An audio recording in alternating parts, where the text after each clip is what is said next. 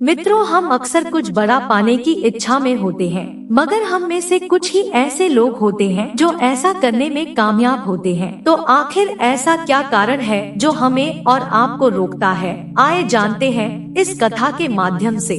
दोस्तों, एक बार गौतम बुद्ध को एक सभा में भाषण करना था और जब सभा का समय हुआ तब बुद्ध वहां आए और बिना कुछ बोले ही वहां से चले गए। तकरीबन 100 से भी ज्यादा लोग बुद्ध का उस सभा में इंतजार कर रहे थे और बुद्ध के इस तरह के व्यवहार को देखकर सभी लोग बहुत चौंके, लेकिन किसी ने भी बुद्ध से कोई भी प्रश्न नहीं किया। अगले दिन फिर से सभा का आयोजन हुआ और दूसरे दिन सभा में लोगों की संख्या घट गई। इस बार तकरीबन 80 लोग सभा में बैठे हुए थे। बुद्ध सभा में आए, लेकिन इस बार भी बुद्ध ने वही किया, यानी बुद्ध इस बार भी आए और बिना कुछ बोले ही वहां से चले गए। लोग दोबारा से चौंके, लेकिन किसी ने भी बुद्ध से कोई प्रश्न नहीं किया। अगले दिन सभा का आयोजन फिर से किया, लेकिन इस बार सभा में लोगों की संख्या और घट गई। इस बार सभा में केवल 50 लोग ही आए हुए थे। बुद्ध सभा में फिर से आए और उन्होंने इधर उधर देखा और बिना कुछ बोले ही सभा से चले गए। उसके बाद कुछ लोग क्रोधित भी हुए, क्योंकि लोग अपना काम छोड़ छाड़ कर आए हुए थे, लेकिन किसी ने भी बुद्ध से कोई प्रश्न नहीं किया। मुझे लगता है आप लोगों को भी ये बार बार सुनकर चिढ़ हो रही होगी, पर आप इस कहानी को ध्यान से सुने और समझे, ये आपके भले के लिए ही है। अगले दिन फिर से सभा का आयोजन हुआ, लेकिन इस बार सभा की संख्या और ज्यादा घट गई थी, यानी इस बार सभा में सिर्फ 30 लोग ही थे। फिर उसके बाद बुद्ध सभा में आए, मुस्कुराए और फिर से बुद्ध ने वही किया, यानी बिना कुछ बोले ही वहाँ से चले गए। इस बार भी लोग बहुत क्रोधित हुए और इस बार लोगों ने पीछे से कुछ कहा भी और बड़बड़ाए भी, लेकिन बुद्ध ने उनके किसी भी प्रश्न का उत्तर नहीं दिया। दोस्तों, अगले दिन फिर से सभा का आयोजन हुआ और इस बार लोगों की संख्या बहुत ज्यादा घट गई थी, यानी इस बार सभा में कुल मिलाकर 15 लोग ही आए हुए थे।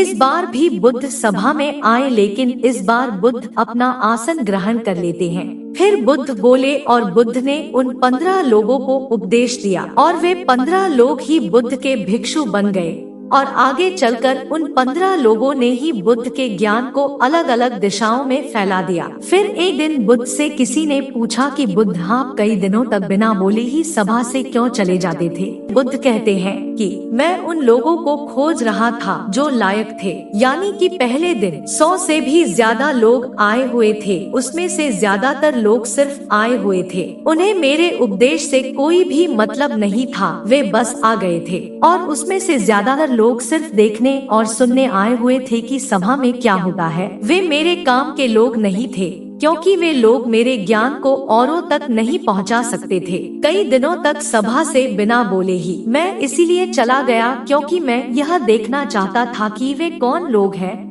जिनके भीतर वास्तव में प्यास है। जिन लोगों के भीतर वास्तव में प्यास थी, वे लोग अंत तक जरूर रुके, और जो लोग बस ऐसे ही आ गए थे, वे लोग पहले या दूसरे दिन ही चले गए। जिनके भीतर धैर्य था, उन्हें मुक्ति का मार्ग भी मिला, और जो लोग जल्दबाजी में थे, वे लोग अब घर में बैठे हुए हैं। सवाल यह नहीं है कि मैं तुम्हें क्या दे सकता हूँ, बल्कि सवाल यह है कि तुम क्या ले सकते हो। तुम्हारा पात्र कितना बड़ा है और कितने के तुम हकदार हो। जितने के तुम हकदार हो, उससे ज्यादा तुम्हें नहीं मिलेगा। फिर वह व्यक्ति बुद्ध से पूछता है कि बुद्ध, लायक कैसे बने? फिर बुद्ध कहते हैं कि जिस व्यक्ति के अंदर धैर्य है, वह अपने जीवन में कुछ भी पा सकता है। सभा में जितने भी लोग आए हुए थे और उसमें से अंत तक वही रुके जिनके अंदर धैर्य था। चाहे तुम्हारे जीवन में तुम्हारा लक्ष्य जो कुछ भी हो, तुम बिना धैर्य के सफलता के चरम तक नहीं पहुंच सकते। फिर वह व्यक्ति बुद्ध से पूछता है कि कोई व्यक्ति अपने भीतर के धैर्य को कैसे बढ़ाए? बुद्ध कहते हैं कि निरंतर अभ्यास के द्वारा हम अपने भीतर के धैर्य को बढ़ा सकते हैं। जैसे कोई व्यक्ति जब ध्यान करना शुरू कर देता है तो उसका मन उसके सामने कई सारे अड़चने लाता है,